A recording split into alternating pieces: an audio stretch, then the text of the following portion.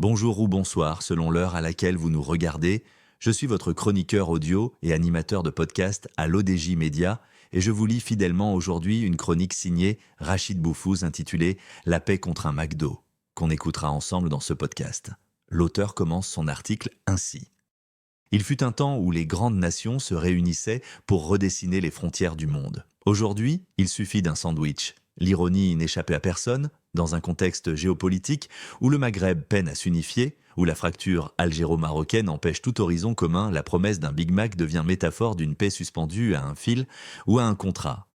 Le journaliste algérien Walid Kebir révèle dans un post saisissant sur Facebook que l'ouverture d'une ligne aérienne directe entre Alger et New York, les investissements américains dans le gaz de schiste algérien et l'entrée officielle de McDonald's sur le marché local seraient conditionnés par les Américains, par la signature d'un accord de paix entre l'Algérie et le Maroc. Un accord dont la clause essentielle reconnaîtrait la souveraineté du Royaume du Maroc sur son Sahara. Ainsi, ce qui n'a pas été obtenu en 50 ans de médiation, de résolutions onusiennes et de rapports d'envoyés spéciaux, pourrait l'être par la diplomatie du hamburger.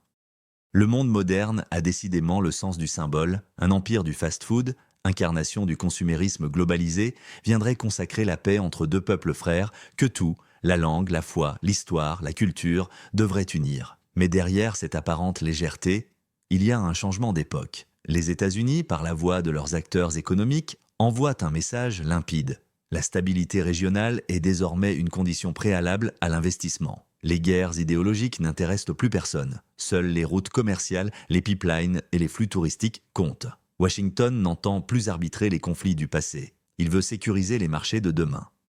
Pour Alger, le dilemme est moral autant que stratégique. Faut-il persister dans un isolement qui appauvrit ou saisir la main tendue sous la bannière de la normalisation économique ? Pour Rabat, la posture est plus confiante. La reconnaissance progressive de son intégrité territoriale est devenue une réalité géopolitique. L'autonomie du Sahara, soutenue par les grandes puissances, n'est plus une hypothèse, mais une base de discussion. La paix contre un McDo ? Cela sonne comme une boutade, mais c'est peut-être le résumé cruel de notre époque.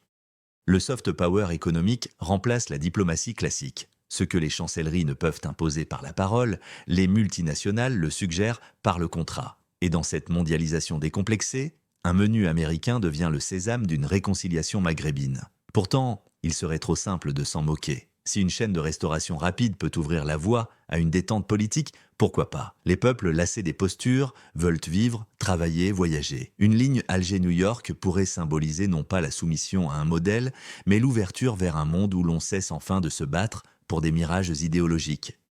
Ce qui compte, au fond, ce n'est pas le McDo, mais ce qu'il révèle. La fin du NIF géopolitique, cette fierté mal placée qui coûte des générations de développement. Si la paix venait à se signer, même sur un plateau en carton, elle serait toujours préférable à la rancune servie froide depuis 50 ans. Le jour où un avion décollera d'Alger vers New York, pendant qu'un autre traversera le ciel de Casablanca vers Los Angeles, on saura que la région a enfin compris que la modernité n'est pas dans les slogans mais dans la paix. Et si, au détour d'une avenue d'Alger, un jeune homme croque dans un hamburger en rêvant de voyages et d'avenir, il faudra bien admettre que parfois, l'histoire avance par les chemins les plus inattendus. Hier soir, le retour de l'eau courante, absente depuis plusieurs jours dans les robinets d'Alger, a été salué par un concours de klaxons dans les rues de la capitale algérienne. Parce qu'au bout du compte, il vaut mieux un McDo pour la paix qu'un désert pour la guerre. Merci d'avoir suivi cette lecture fidèle à la chronique de Rachid Boufouz. Rendez-vous très bientôt pour une nouvelle chronique sur l'ODJ Média. À très vite.